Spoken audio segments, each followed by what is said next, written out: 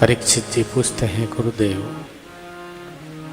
जो भगवान के ग्वाल बाल सखा थे वो भी तो भगवान से प्रेम करते हैं, वो भी निर्मल हैं? श्री सुखदेव जी महाराज कहते हैं, वो भी निर्मल हैं, वो भी निरंतर कृष्ण का ही चिंतन करते हैं।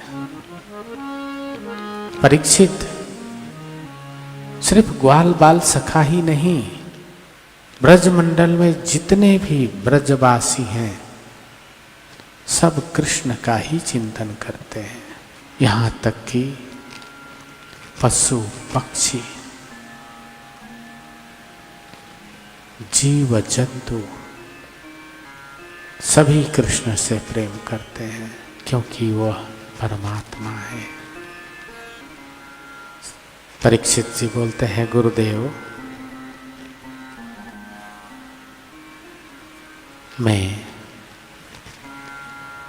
भक्ति के प्रवाह में आनंद ले रहा हूँ, क्या मैं इस भक्ति के प्रवाह में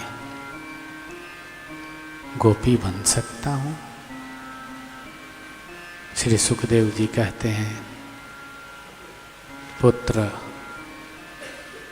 तुम तो गोपी हो ही, तुम्हें तो अनुभव करना है। भक्त तो वही होता है जो स्वामी के अनुरूप हो जाए।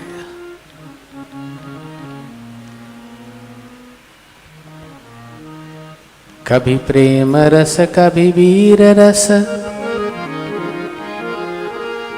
कभी प्रेम रस, कभी वीर रस,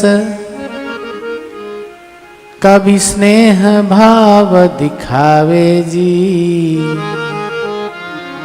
भक्त वही जो भगवान के अनुसार बन बन जावे जी। अनंत प्रभु से समर्पण करके अनुभव करे जो उनका प्यार।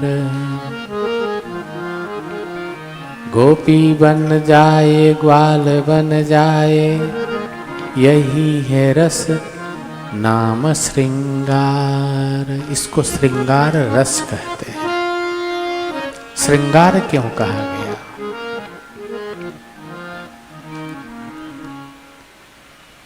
श्रृंगार, श्रृंगार का मतलब जानते हैं आप लोग? शीशे के सामने खड़े होकर श्रृंगार करते हैं ना। आप लोग जितनी भी माताएं श्रृंगार करती हैं, आप जब भी श्रृंगार करेंगी, कहीं फंक्शन में जाना है तो मुखिया, फंक्शन का जो मेन आदमी होगा, उसी का ही चिंतन रहता है कि मैं सबसे सुंदर दिखूं, सबसे प्रिय लगूं, सब मुझे देखें और मैं सबको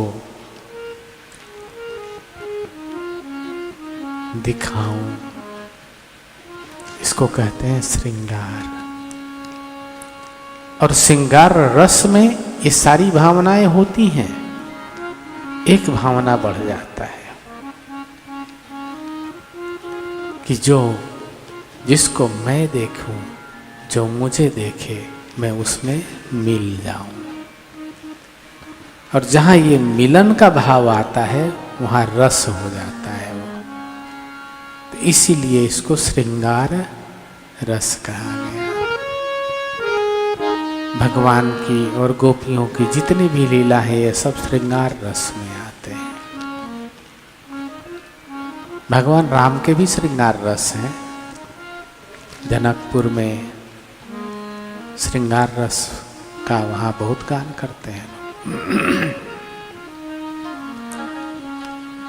सुखदेव जी बोलते हैं, पुत्र, तुम भक्ति के गहरे आनंद में उतरो, तुम स्वयं, तुम्हें बनना नहीं है गोपी, स्वयं बन जाओगे। कहते हैं कि पानी में खड़े होकर के, नदी में खड़े होकर के किसी के ऊपर पानी डालिए, भिगाने की कोशिश करिए। जो भिगाने की कोशिश करता है वो पहले ही भीगा होता है, जल के अंदर होता है।